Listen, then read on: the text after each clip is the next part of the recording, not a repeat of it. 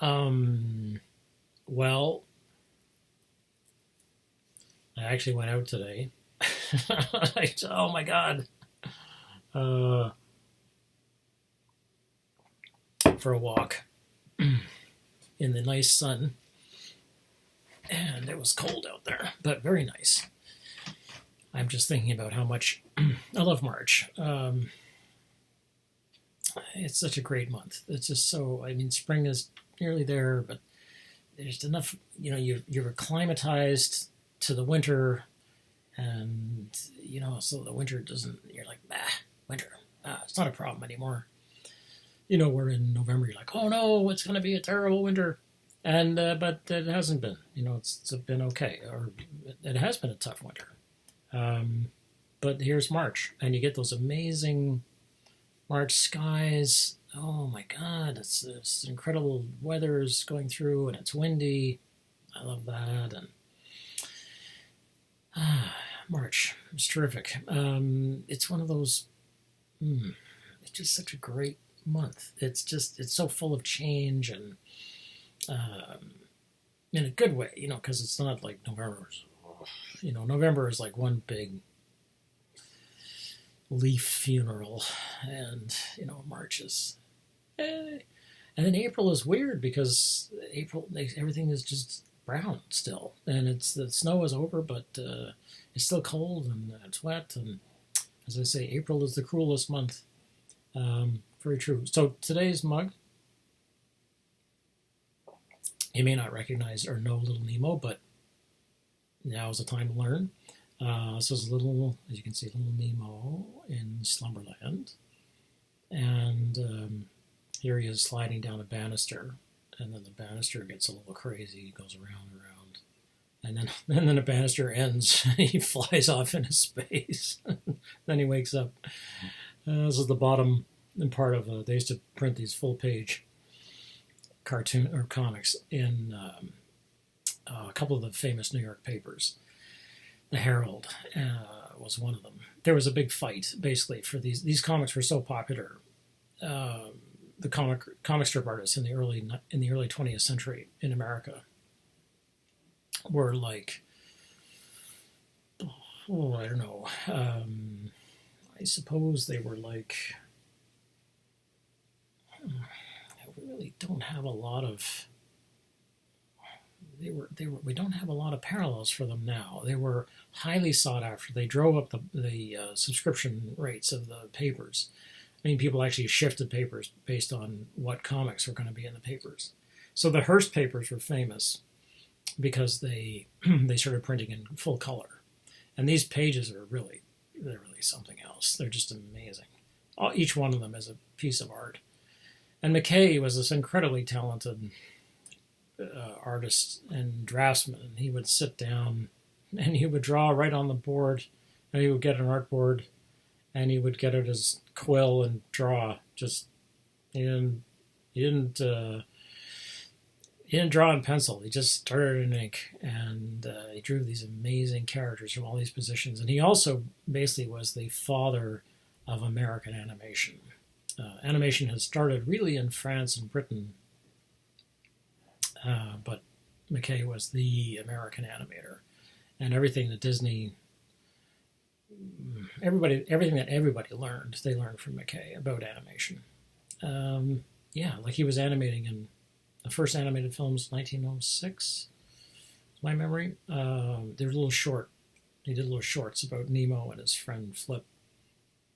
Flip is a great character. He's a green-skinned. He's the nephew of the sun. So the plot of Little Nemo is apparently quite simple. Every night he goes to sleep and he wakes up in Slumberland, or is trying to get to Slumberland. He spends the first year of the strip trying to get to Slumberland. He finally gets there, and he's there because the princess of Slumberland, who looks like an Edwardian princess, was a little girl with an Edwardian dress on, wants a playmate and somebody to play with. So Nemo is the sort of the guy. Nemo actually means nobody in Latin, which is one of those interesting addressing things. The kid is sort of a cipher. And he's a very nice kid. I mean, basically, he's just sort of a typical American boy, I guess, from the early 20th century. It's sort of like, this is what an American kid would have looked like, or been like, or acted like if he was a good kid. And but Flip wants in on the game, and so Flip, he smokes these huge cigars, and he has spats, and he sort of looks like a little gentleman, except he's this green-skinned monster. And of course, they turn out to be good friends. And there's even in case you were thinking that something got missed, there's even a racist colonialist part to the strip. But it's an amazing strip. So every day, or every night, really, he falls asleep, and he has this amazing dream, or is it a nightmare? And then he wakes up. But he always wakes up. He's always fallen out of the bed. Something has happened, and he has these incredible, incredible dreams. So this.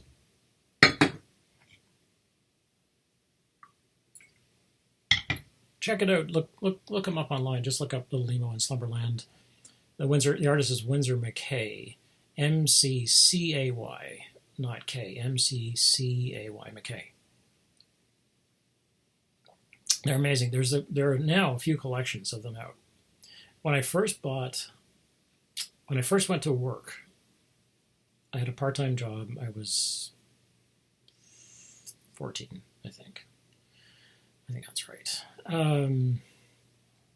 And we were paid $2.40 an hour, and that wasn't a bad wage. It was minimum wage if you were a student, because there were different rates. If you were a student, you got it. I think the idea was you weren't supposed to be able to make a living. They didn't want people leaving school to make a living,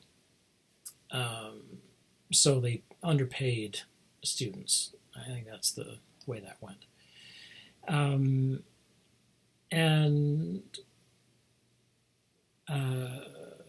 So I began, saving money, and mostly, almost entirely, what I wanted to do was buy books and go to movies,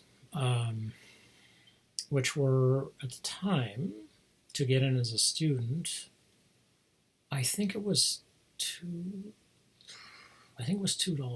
for a student. Might have been $2.50. So it wasn't bad, on par.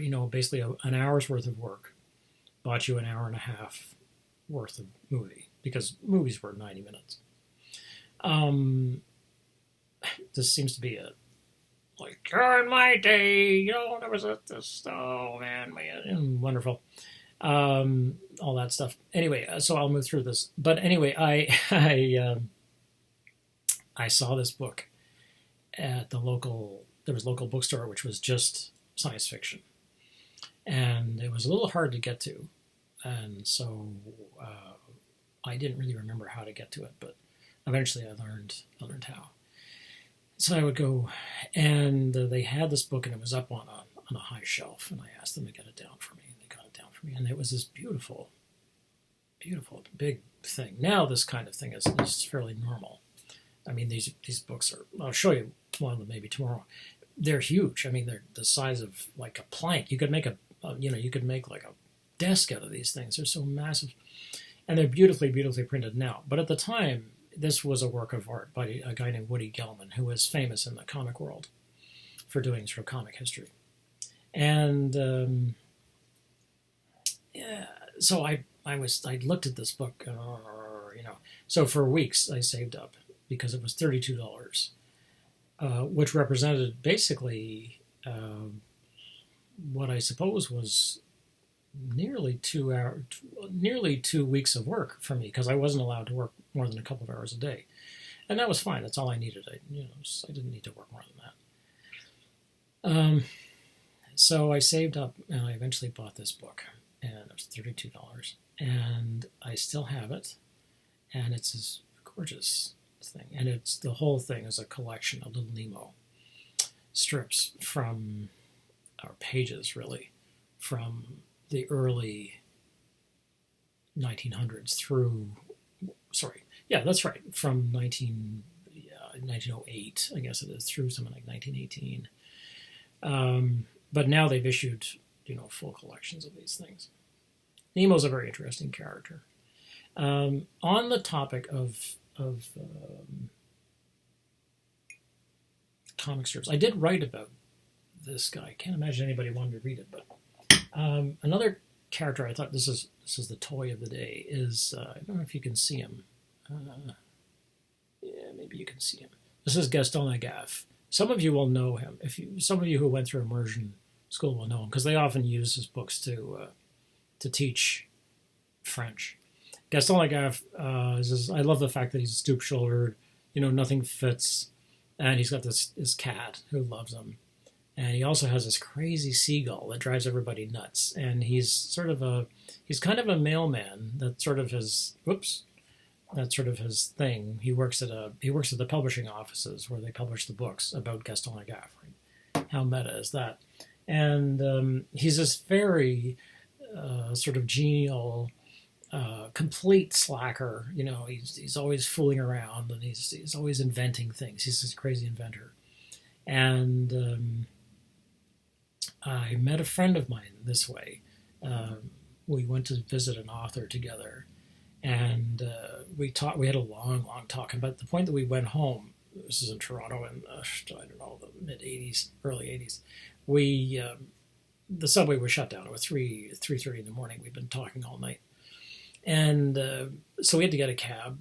And I didn't know him. He didn't know me. I was like, okay, I'm going as far as, does that work for you? And he's like, yeah, I'll go on from there. So I had a pin, I think, of Gaston Lagaffe, like a cloisonné pin. And he said, or something, it was something else. And he said, blah, blah, blah. We started talking about comics, which is always good. And he had come recently from Brussels. And Brussels is like the heart and center of the bande dessinée comics world in France. Well, in Belgium. And in the French world, basically, where bande dessinée is considered to be an art form and not just, junk throwaway culture. Although we've improved in the last 20, 30 years. It used to be comics were just junk. Now they're not just junk. They weren't just junk then, but anyway, whatever. And I said to him, "Oh, well, maybe you are familiar with this character."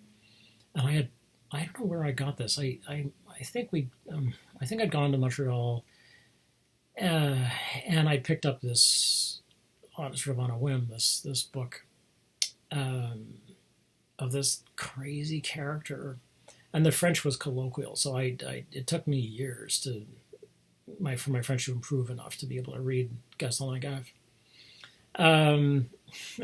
And I said, "There's this character. He's this crazy. He's this sort of. He always is trying to sleep, but he invents crazy things, and he has this insane gull who attacks everybody." And my friend laughed, and he said, "Oh, that's Gaston Lagaffe. Oh, do you know Gaston Lagaffe?" And I was like, "Yeah, what the hell is that? What a strange trip." So then we started talking about that, and we became friends. And yeah, so you never know what it's going to be. I was wearing this little pin, which was a comic, and it was a Rocketeer. That's what it was. And then the Rocketeer, that was amazing stuff. The comic, the movie was fun, but the comic was beautiful. Dave Stevens. And yeah, and then we started talking about Gaston Lagaffe. So if you go to Ottawa or Montreal, these characters are they make these little plastic characters, and you can see him here. He's quite what my friend Doris would call soulful.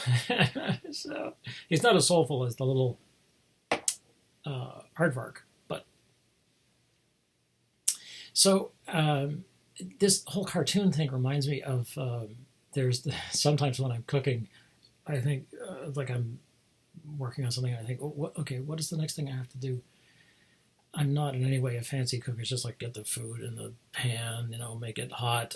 That's it. Okay, it's melted enough. We can probably eat it now. So I'm not a fancy cook, but but it was like, okay, what was the next thing I have to do? And there's this great scene in Screwy Squirrel. Okay, so this is going back, like apparently it's old Home Week here. Seriously, old Home Week. It's a Tex Avery cartoon. And Screwy Squirrel is this crazy little squirrel with this huge nose. And he torments a hound dog who chases him. These are early Tex Avery, Tex Avery cartoons, around the 40s, late 30s, early 40s. And you may remember Tex Avery because he made famous Red Hot Riding Hood and then The Wolf. And the Wolf is not just like a wolf in a forest wolf, but he's a city wolf. So he's got a full tuxedo on, and he's a lady killer basically, and she always gets the best of him. I mean, she always he comes on to her and she beats him up, and it leaves him he's a wreck. And it's great. So Tex Avery. So Screwy Squirrel is this, and he's just he completely is nuts, and he runs around all over. He runs outside of the frame, and he does all kinds of crazy things, amazing stuff. And at one point, he's torturing the hound, which is the hound dog is always running after him, and he does crazy things to him, and then he laughs, and he has this insanely irritating laugh. It's not as bad as Woody Woodpecker, but oh man, woo! And so he says, "Oh, what is the next thing I do to that guy?" And he lifts up this marvelous, sort of famous modernist moment in film where he lifts up the side of the cell, which they draw in, obviously, and he looks into the next scene, and he says, "Oh, yeah," and then he walks into that scene and does the next thing. And the reason, so it's, every grad student everywhere sees that and poops their pants because it's just like, oh my God, this is what we've been talking about. That's early postmodernism. Actually, it's not. It's really just modernism. But anyway, so the thing about Screwy Squirrel and that particular scene is that the other day I was editing one of these lectures that I'm getting ready to put online for the next week of lectures, and one of them is a screen capture piece of software. So it was capturing. I was looking at it to make sure that it was recording things right and was doing. So I was watching myself, and I was basically one or two steps behind. Like this recording was a few steps behind where I was now. So I learned, no, don't do that. Okay, don't do that. So I was watching a video of myself doing the wrong stuff, and I was like, no, don't do that. No, you go, yeah, you haven't learned not to do that yet. So it was kind of like picking up the leaf of the screen and looking back into my past and going, oh no, you haven't learned yet. I know more than you, and I'm telling you right now, you're doing it wrong. Oh, jeez. And it's and I was like, yeah, haven't you learned that yet? What's the matter? And I think this is, for me, it's that's how, we look back and we are so astonished at how stupid we seem to like ourselves, and how are we so naive to believe this or think that, or oh my God, it's could I ever have been so dumb? It's like, yes, I could have been. Why did I do that? Oh, what an idiot. I used to think, when I first went to teach, I would think, this will work. And I'd get in there, oh, wait, no. It's like, no, that would not work. And you have to get the experience to find out. So here I was, looking at myself from even a half an hour before. I'm like, oh, no, don't. Oh, you did it anyway, didn't you? Like, you can't learn from me. Like, what's that about? Come on, Blackmore, smarten up and learn a bit faster. And we look back and think, why did I ever have such a problem understanding, whatever it was? And for me, I think that is the moment at which we have got to be merciful to ourselves. That it's a stepwise process, and sometimes you leap up the steps, but most of the time you got to take the steps one at a time, and you got to learn, and that's how it is. So it can be painful looking back and thinking, oh my God, I used to have such a problem with X. But we don't look ahead and say, what is the next thing I do to that guy, which is what Screwy Squirrel does. I mean, he learns from his future, which is this wonderful idea, right? That you pick up the essentially the material, the medium that holds your future, and you look into it and you say, oh yeah, I remember what I do, and you can't remember what you do because you haven't done it yet. So, but you're reminded somehow of what you're going to do in the future. So that's the trick. That's the secret to not being embarrassed about what what the learning process is and how slow it is and how sometimes it just doesn't pay off for sometimes years. And I think there are things that I probably was probably in my early 30s and I was like, oh, that's what so and so meant when I took a class. Took a class some 10 years before. And it suddenly clicked when somebody said, the problem of, whatever. You'll never understand text, whatever it is, until you understand. And I think, whatever, that didn't mean anything to me. I don't know what that means.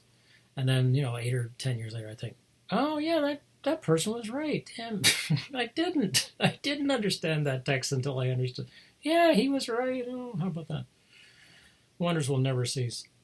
So I think we have to be more. I know we have to be merciful. This is really serious, actually, because most of you are so merciless with yourselves. You wouldn't say the things you say to yourself that you say to other people. You wouldn't. Sorry, I screwed that up. I got that reversed. You wouldn't say to other people what you say to yourself. You're just brutal to yourselves. You're like, oh, I should have known. I know. Just the day I was watching myself going, oh, don't do that, you idiot. What are you doing that for? You have to treat yourself as if, imagine when you're beating yourself up about how come you didn't know this sooner and you didn't learn, blah. It's like, okay, whoa, slow it down. Would you say this to your friend? If you say no, then don't say it to yourself. Whether or not you think you're friends with yourself is a different issue. I mean, it's it's another whole ball of wax. It's a big ball of wax. But big ball of wax. I'll leave you with this funny story. During the war in America, Canadian economist John Kenneth Galbraith was working in FDR's wage and price controls, basically board. And these were wage and price controls was the first time ever, really, that a big government had stepped in to deal with big business, a big economy, and say, you will not drop wages and raise prices. No, we will control this. And this is the beginning of the fight between the state, which is more intrusive and more invasive and prevents things like market crashes, and that's the idea, and the state, which is laissez-faire. It's like, well, whatever happens, happens, and if people go bust, well, that's too bad. And the rich, of course, will always be fine, and the poor will not. And no, that's what it is to be poor. You got to work hard. The usual crap we have about how if you're poor, it's because you want to be, and all that social Darwinism. It's horrific nonsense. But anyway, so Galbraith and his team were running this wage and price controls board. So as I say, very new. And it was during the war. So people always want to raise prices and drop wages, of course, right? Which we're familiar with. So you get paid less and everything costs more. Right.